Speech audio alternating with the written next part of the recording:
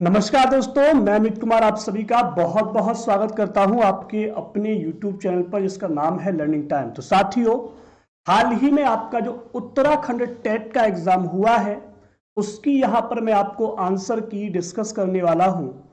तो आप सभी साथी क्लास को पूरा देखिएगा और जो भी आपने किया है उसमें आप लगा के चलिएगा कि अगर यहां पर आपके 26 प्रश्न सही निकलते हैं तो आपके नंबर पेपर में भी 26 ही आने वाले हैं।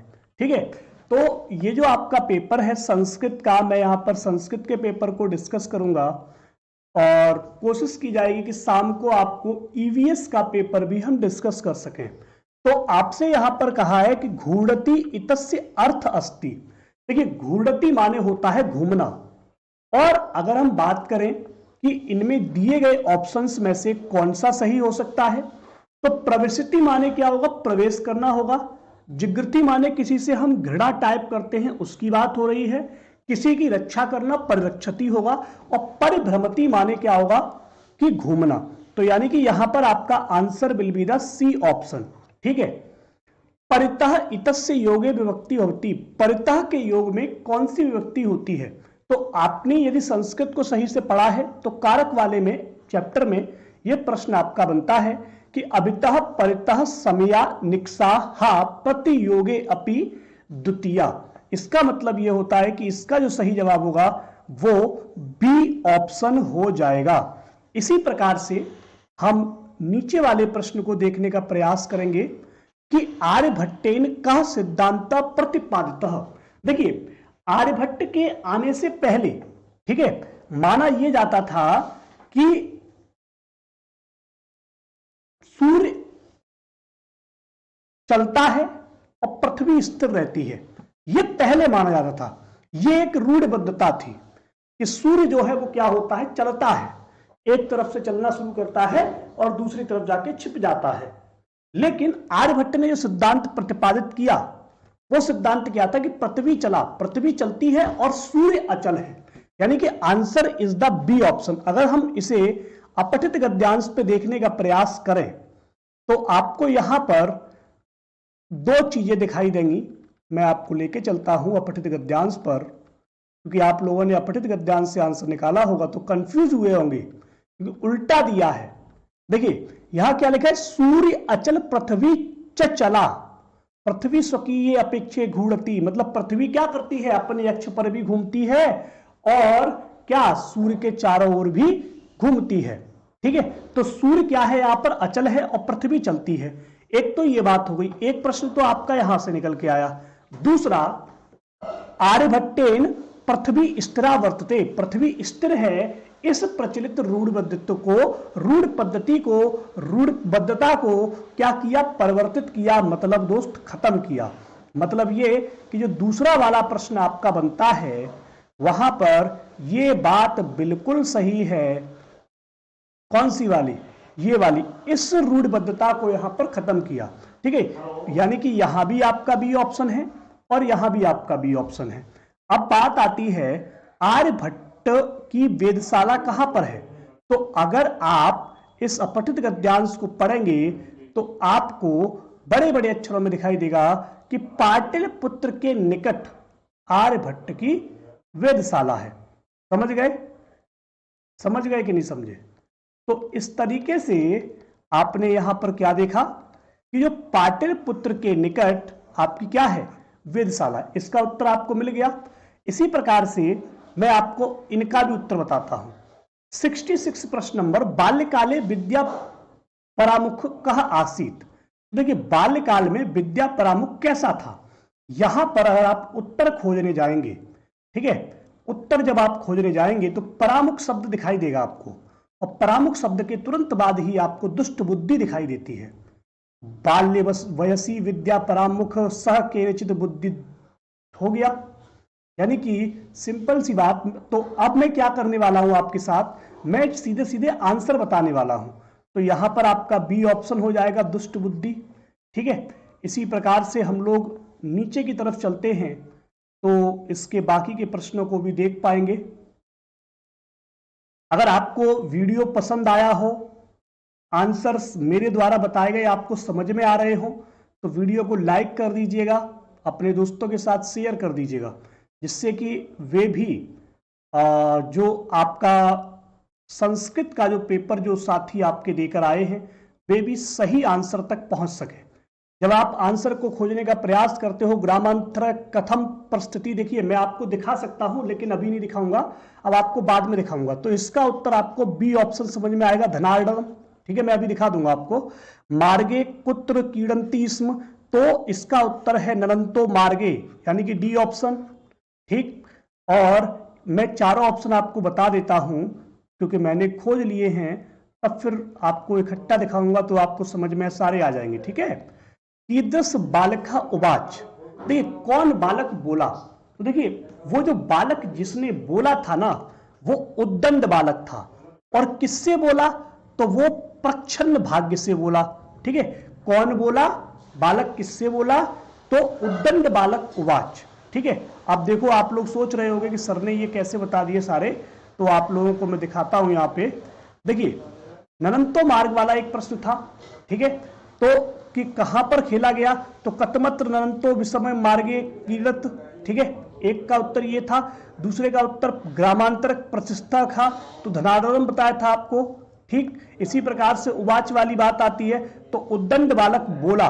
ठीक है, और किससे बोला, प्रच्छन्न भाग्य अचिंत्य, क्योंकि उसकी बात को सुनकर के जो प्रच्छन्न भाग्य था वो चिंता करने लगा। तो यानी कि आपके उत्तर सब मैंने बता दिए। ठीक है, अब हम लोग ग्रामेटिकल जो प्रश्न है और जो आपके पेडागोजी वाले प्रश्न हैं उनको निपटाने का प्रयास करते हैं। आप लोग वीडियो के अंत में आप अपने जो उत्तर हैं उनको भी बताइएगा, कितने नंबर आपने सही किए कितने गलत किए, इसमें बताने में कोई बुराई नहीं है, जिससे कि मेरिट लिस्ट जो होती है वो ठीक से आप अंदाजा लगा पाएंगे।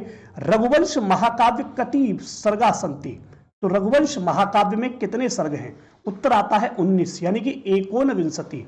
वैदिकम पदे कह प्रत्यय, देखिए यहां पर जो आपका वो बनता है वैदिक, यानी कि इसमें आपका वेद शब्द है और इक प्रत्यय जुड़ा है, और इक कहां पे मिलता है, वो मिलता है ठक में, यानी कि यहां पर जो उत्तर होगा वो आपका सी उत्तर हो जाएगा। अंत इस्त वर्ण अस्ति, अंत इस्त वर्ण है, तो अंत इस्त वर्ण कहां पे है, तो आप जानते हो अंत इस्त वर्ण की संख्या 4 होती है, या व र और ल, तो इसका उत्तर आपका सी ऑप्शन हो जाता है। उपर्युक्त अत्र संध विच्छेदा अस्ति, ऊपर धन उक्त, यानी कि आपका ए ऑप्शन यहां पर बिल्कुल से करेक्ट हो जाता है। ठीक है, ए ऑप्शन आपका यहां पर बिल्कुल करेक्ट हो जाता है, यहां पे आपका सी ऑप्शन करेक्ट होता है। एक एक आंसर को आप मिला लीजिएगा। ठीक है, हो सकता है आपके पास पेपर सेट दूसरा हो लेकिन आंसर आपके यही रहेंगे। राजन इति पदस्य सप्तमी बहुवचने रूपम अस्ति, तो राजन के जब आप शब्द रूप पढ़ते हो तो आपको यहां पर बी ऑप्शन सही निकलता है। करुण रस प्रधान नाटक अस्ति, तो करुण रस का जो वर्णन किया गया है वो उत्तर रामचरित में दोस्तों, क्योंकि राम जी के बारे में पूरा जीवन जो है और जो अयोध्या वापसी के बाद 14 वर्ष की वापसी के बाद जो करुणामयी जीवन बीता है उसके बारे में उत्तर रामचरित में दोस्तों दिया गया है। आगे चलते हैं, अगला प्रश्न आपके लिए कि योग कर्मसु कौशलम उक्ति कह अस्ति, योग कर्म से, योग कर्म ही दोस्तों क्या होता है, कौशल होता है। इसका वर्णन साथियों महाभारत के, यानी कि जिसे हम श्रीमद् भगवद गीता कहते हैं उसमें दिया गया है, या और किस अध्याय में दिया गया है, तो अध्याय 2 में दिया गया है, श्लोक नंबर 50 है। ठीक है, अध्याय 2 है, श्लोक नंबर 50 है गीतायाम। ठीक है, मतलब श्रीमद् भगवद गीता वागार्थ विव। देखिए यहां पे एक कंफ्यूजन पैदा होता है कि ये कौन सी संधि होगी, तो काफी सोचने समझने के बाद वागार्थौ धन इव, इस प्रकार से ये संधि बनती है, और ये संधि आपकी बी ऑप्शन को नजर आती है। ठीक है, बी ऑप्शन आपका यहां पर नजर आता है, इस बात को आप समझ लीजिए, जान लीजिए, सीख लीजिए। ठीक है, और बाकी संधि वगैरह अगर आपको फिर से पढ़नी हो तो आप हमारे चैनल को सब्सक्राइब कीजिए, हम आपको फिर से संधि पढ़ाएंगे। ठीक है, अब अमोघ में कौन सा, न मोघ, अमोघ मतलब क्या होता है, न मोघ, इसका मतलब ये नए तत्पुरुष समास है, सी ऑप्शन। हरौ इति रूपम अस्ति, देखिए अगर आप प्रथमा के द्विवचन में जाते हैं, प्रथमा विभक्ति द्विवचन में आप जाते हैं तो वहां पर आपको हरि मिलेगा। ठीक है, हरि मिलेगा। ऐसे ही द्वितीया के द्विवचन में भी आपको हरि मिलेगा। लेकिन जब आप सप्तमी में जाते हैं, क्योंकि हमने आपको रूप पढ़ाए हैं कि हरि हरिम हरिणा हरिये हरे हरे हरऊ हरे, तो आपका आंसर आता है यहां पर डी ऑप्शन। ठीक है, अभूत रूप मस्ती। देखिए ये जो आपका रूप है वो सामान्य लकार का रूप है, मतलब सामान्य भूतकाल का रूप है। लुंग लकार इसमें आपका बिल्कुल सही जवाब होता है। ठीक है, आपको देख करके बहुत सारे बच्चों ने लंग लकार लगा दिया होगा क्योंकि वो भूतकाल समझे होंगे, लेकिन वो गलत है, क्योंकि वहां पर अगर हम भू धातु को देखें तो वो अभव का करती है, अवहत अवताम अवन। ठीक है, तो वो भूत नहीं देती, वो भूत देती है हमें लुंग लकार में। अभ्यंतर प्रयत्न कितने प्रकार का होता है? तो देखिए अभ्यंतर प्रयत्न अगर सामान्यतः हमसे कभी भी पूछा जाता है तो अभ्यंतर प्रयत्न 5 प्रकार का बताया जाता है। ठीक है, इसी प्रकार से यहां पर जो युग्म दिया गया है, हर्ष को प्रिय थी कौन? रत्नावली प्रिय थी, तो ए का ऑप्शन 4 सही है। ठीक है, और भास का स्वप्न वासदत्तम, ये आपका याद है, तो ए का आप 4 देख लो, तो ए वाली पोजीशन पे 4 यहां पे है और डी वाली पे ये है। इसका मतलब आपका यहां पर बी ऑप्शन बिल्कुल से करेक्ट है। ठीक है, जो मैंने आंसर बताए हैं बिल्कुल ऑथेंटिक आंसर हैं। ठीक है, तो लगभग जो आपको यहां से आंसर की दी जा रही है वो आपकी बिल्कुल करेक्ट है, इसमें एक भी नंबर इधर उधर का गलत नहीं किया गया है। कारकाणी संति दोस्तों कहा जाता है कर्ता कर्मम च करणम संप्रदानम तथैव च आपादाने अधिकरणे सब कारकाणी षष्ठ। ठीक है, तो इसका मतलब यह है कि आपका 6 आंसर यहां पे सही है। कति कारकाणी संति, ठीक है, कर्ता कर्मम च करणम संप्रदानम तथैव च आपादाने अधिकरणे, ठीक है, इत्यादि कारकाणी षट, यानी कि इसका मतलब यहां पर षड आंसर सही है। इसी प्रकार से मैं ऊपर लेके फिर से चलता हूं आपको, जहां पर हमारी प्रश्न की शुरुआत हुई थी। अब देखिए भाषा अधिग्रहण के समय पर सबसे पहले क्या आता है?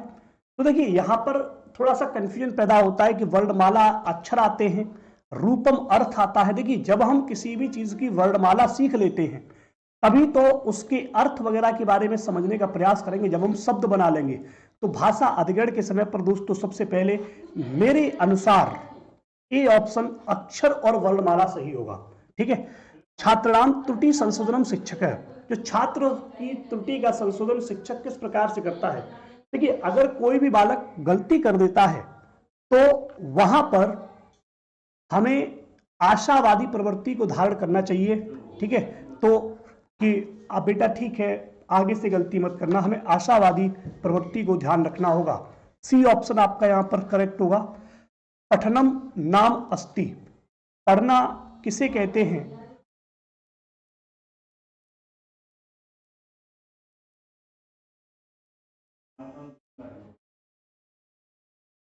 हाँ, तो यहां पे ये हो गया आपका पठन नाम अस्ति। देखिए पढ़ना किसे कहते हैं, पठन किसे कहते हैं? यहां पर आप सभी ऑप्शन देख रहे होंगे। सबसे पहले आपको दिया गया पठनस्य अर्थ, अर्थ बोधती, मतलब पढ़कर दोस्तों अर्थ निकाल लेना, ये आपका दोस्तों पठन कहलाता है।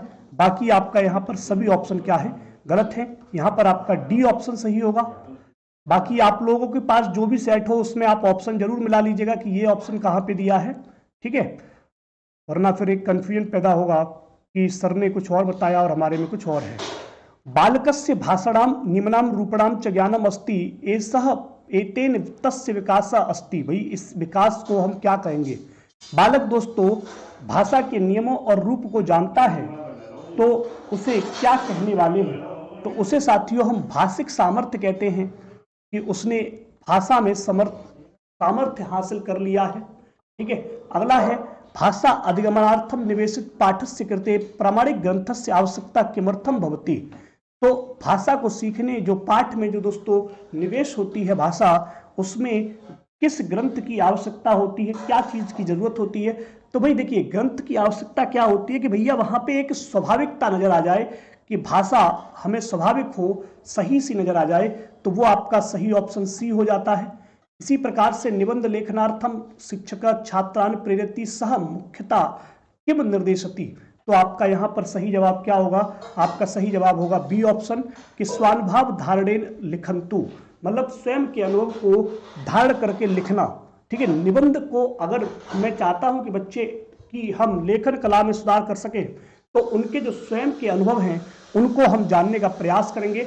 आपको वीडियो में मतलब आप मुझे जरूर बताइएगा कि कमेंट बॉक्स में कि आपने प्रश्न 30 में से कितने प्रश्नों का जवाब यहां पर सही सही दिया है। ठीक है, आपने अगर 26 प्रश्न अगर आपके यहां पर सही निकलते हैं तो पेपर में उम्मीद करके चलिएगा कि 26 के 27 हो सकते हैं। ठीक है, 26-27 यही रेशियो रहने वाला है। 25 हो सकते हैं, ज्यादा हेरफेर नहीं होगा। एक आध आंसर कोई हो सकता है कि आयोग चेंज कर दे, वरना सभी आंसर आपके यही रहने वाले हैं। वीडियो को लाइक कर दीजिएगा, शेयर कर दीजिएगा और चैनल को सब्सक्राइब कर लीजिएगा। Thank you guys. पढ़ते रहिए, मस्त रहिए, घर पर रहिए, स्वस्थ रहिए।